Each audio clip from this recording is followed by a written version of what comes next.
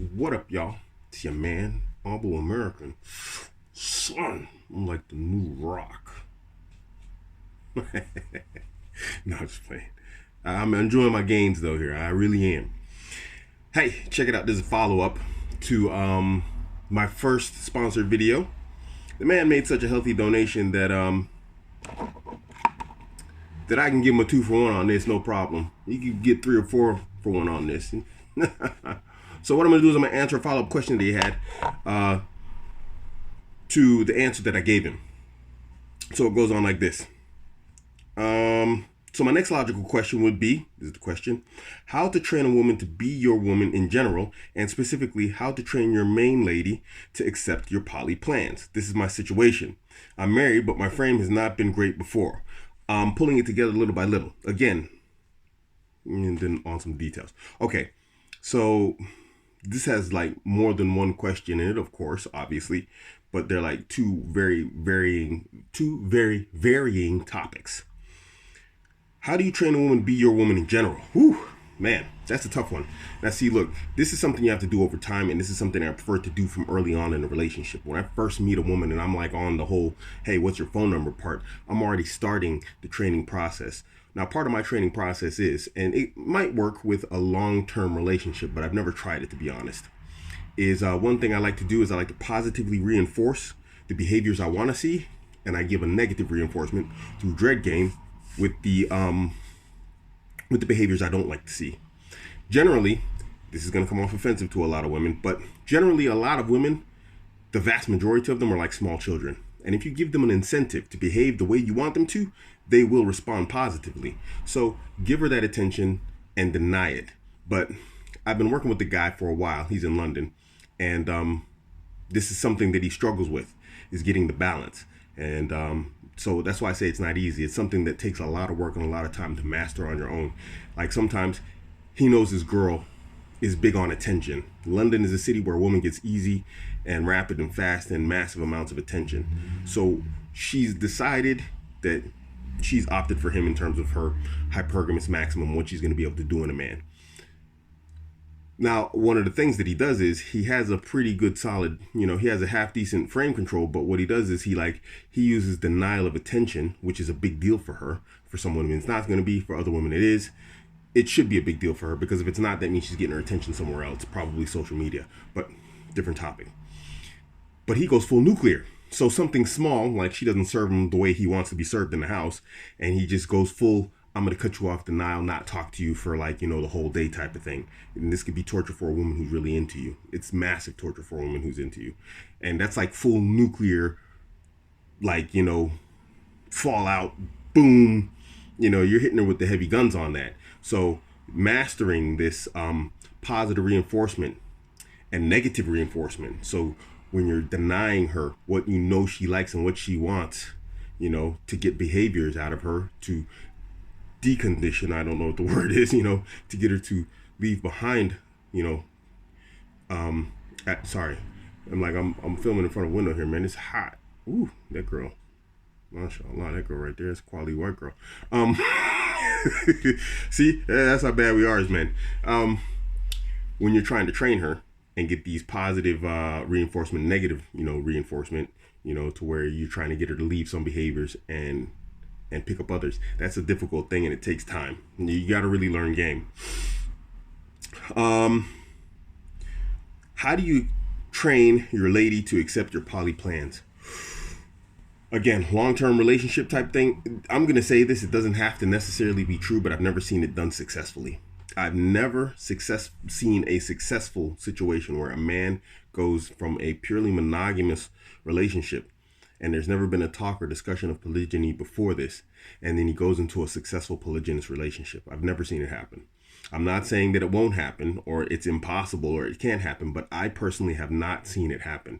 Every relationship that I've seen, from brothers from Qatar to Saudi to US and UK, Europe, everywhere, every last one of them, when they went from a purely monogamous relationship and there was no talk of polygyny before then, and then they go into a polygynous situation, the relationship has always failed. It even failed for me. I mean, my first experience, I had 3 wives, and my first wife of 24 years, she bounced on me. She always knew I wanted to be polygynous to top it off. So that was from the beginning a conversation. But I gave her 16 years of polygynous relationship. Now, prior to Islam, that's mean. So that was like my Islamic time as a Muslim. But my time prior to Islam, I was always with different girls, and she dealt with it and she accepted it. But she was like, in Islam it's different because I know for a fact these women aren't going anywhere. They're going to be your wife, so they're going to have a position and status that's equal to mine. That shows you how powerful status amongst women is when they consider you to be a high value man. They don't want to share that status and that value. So every woman within a relationship wants to be a queen bee. Now, why this doesn't work, that's a whole study on its own that I haven't got into. It could be to do with what I just said, that you're giving women equal status that she feels that she has, and that she feels that if you're getting something new, she's no longer queen bee. You've got fresh and new, and you're going to feel better about her and whatever else, and she's probably right. Nevertheless, how to train her into it. Since I've never seen it successfully done, I don't really have a model to give you, unfortunately. I would say run your game and do what you want to do as a man, and understand that what the fallout is potentially going to be, or what it is most likely going to be, which is going to be a failure of the relationship that you currently have. Now, this goes all into your internal ethics, morals, virtues, and values. Do you feel it's worth losing your current relationship for however long you've been into it in order to gain a polygynous relationship? For me, it was worth it.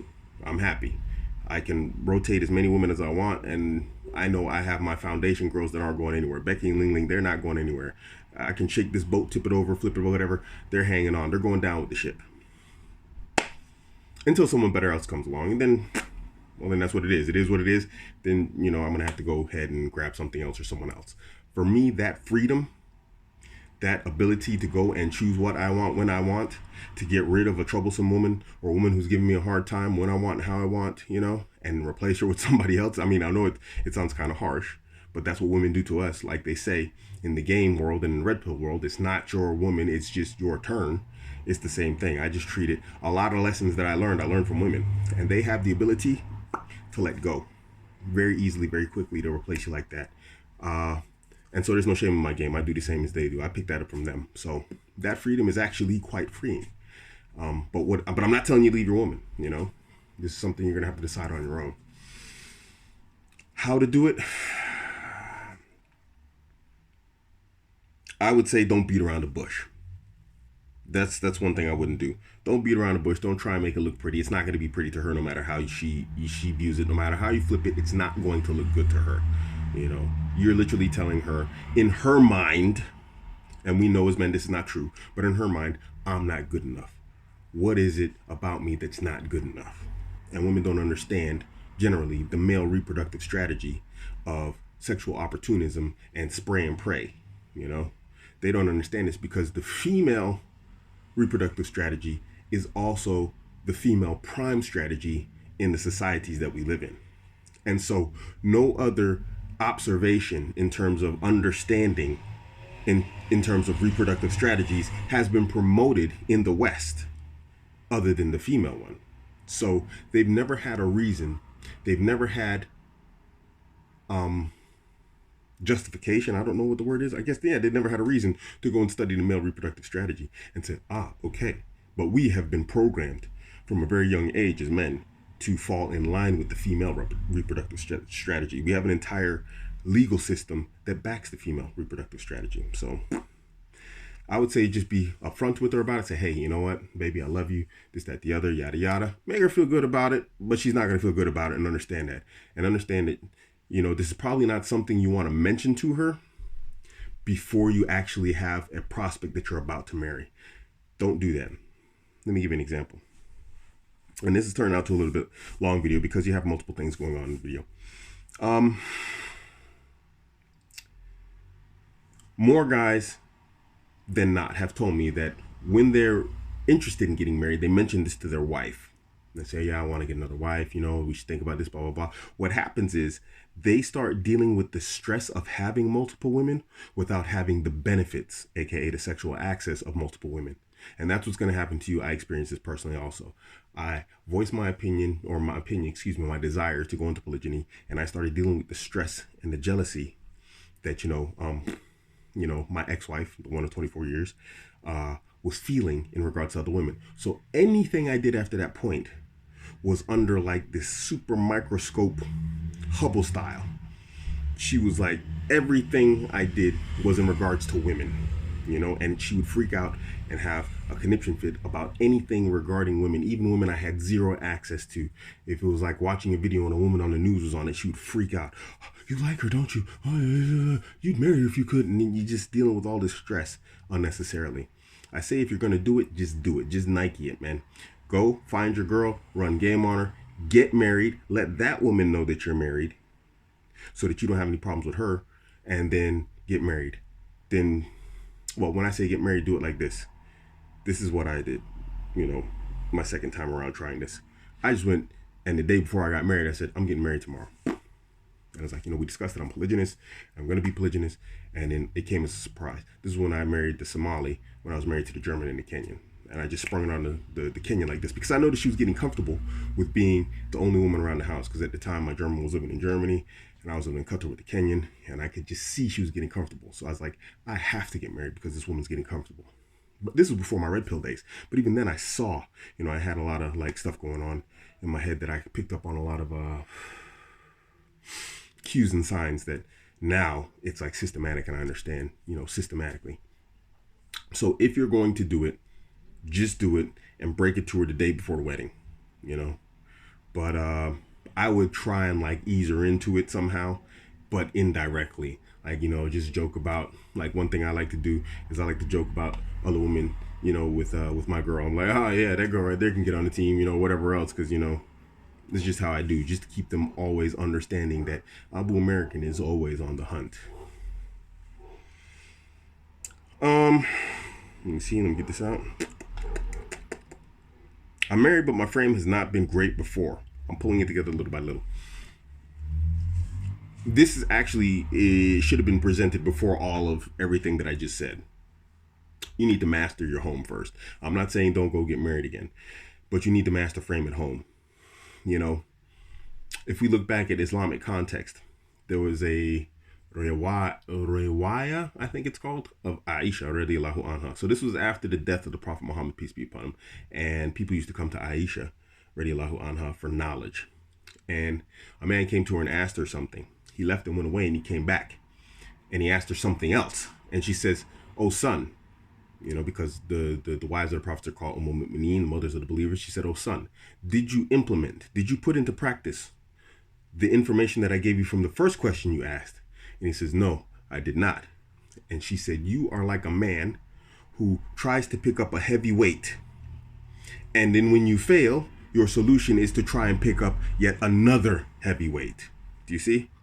So what you don't want to do is not master frame in your house and then try and master frame in a new house. You're just going to have two houses that are in disorder, and it's just going to cause you a lot of headache and a lot of stress. Master the situation you have now. A lot of times what happens is when you start changing the situation and the frame comes into your hands, the relationship starts to degrade anyway, and it tends to fall apart because they're used to you. Women are used to men being a certain way. Once they get to know it, they like the predictability of your behavior. When you start mastering the frame, you become unpredictable. It's attractive and sexy, but it's not what she's used to. Now she goes into congruence test mode because she's like, who the hell is this guy? I thought I knew how he was. I thought I knew he was like this. And then it starts leading congruence tests. And the more you push back and the more you master these congruence tests, it can turn two ways. Either she's going to like it and she's going to be attracted, or she's not. A lot of times, because of the comfort that women like to gain, and they become lazy, and I'll say it, women are lazy, especially in relationships, but generally in life in general, and that's why they have lower output than men in general, including in sports, in work, and whatever else, and this explains the pay gap, because men perform better, and so we make more money. It's in everything. Women tend to look for a baseline and to stick to it. So when you change the dynamic of the relationship, her comfort zone is gone. Now she starts going back into competition anxiety mode. All these type of things are going through her head. She's freaking out. Oh my God, my guy's becoming sexy. He's going to the gym. He's more confident. He's this, he's that. What's going on? Boom. She loses her mind. She loses her mind to the point that she runs the relationship into the dirt. because generally we as men, we want to maintain a relationship. Hey, what's good? There's nothing wrong with us. It's free hoo-ha. You know, we love it. If we can get another one, bang, it's even nicer. But, you know, this is just how women are. They tend to torpedo relationships and they don't really see it. And then, of course, you're the bad guy because you're the one that changed. And so now when she, you know, she wrecks the relationship and she goes to her friends and this, that, the other. And, he was like this and then he changed to this. And you're going to be the bad guy just because you changed for the better. But that's going to be her loss if that's what happens. So really think about what you want to do and the outcomes. You know, don't let any man tell you that we're not outcome oriented. It is about outcomes. If it wasn't about outcomes, we wouldn't be looking for multiple wives. We wouldn't learn game. You know, guys wouldn't learn red pill if we weren't outcome oriented. You know, digging at the MGTOW guys a little bit, they wouldn't change their entire strategy as to one that opposes their biology if they weren't concerned about outcomes. They're concerned about outcomes, but outcomes they can't control. Outcomes that are negative. We are outcome oriented. Don't let any sort of, you know, body tell you otherwise. So think about the outcomes of the changes that you make. Look first and foremost how she's going to react to your changes in terms of frame control in the household. If it's positive, then you can say moving forward with something like polygyny is going to turn out positive. If it turns out negative, moving into the zone of polygyny is going to be even more negative. You know, you should look for signs like this right off the rip when you're talking about going into polygyny. So a good sign of how things are going to be: start working on your frame intensively. Running the house, you know, it comes through game. It doesn't come through overt dominance. You know, you can't like force it. You got to game it, you know, and that's just the reality, whether guys want to hear that or not.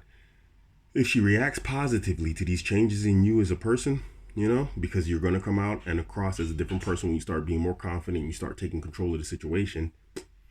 If she reacts positively, you know that going into polygyny is going to be an easier move than if she reacts negatively to your new changes.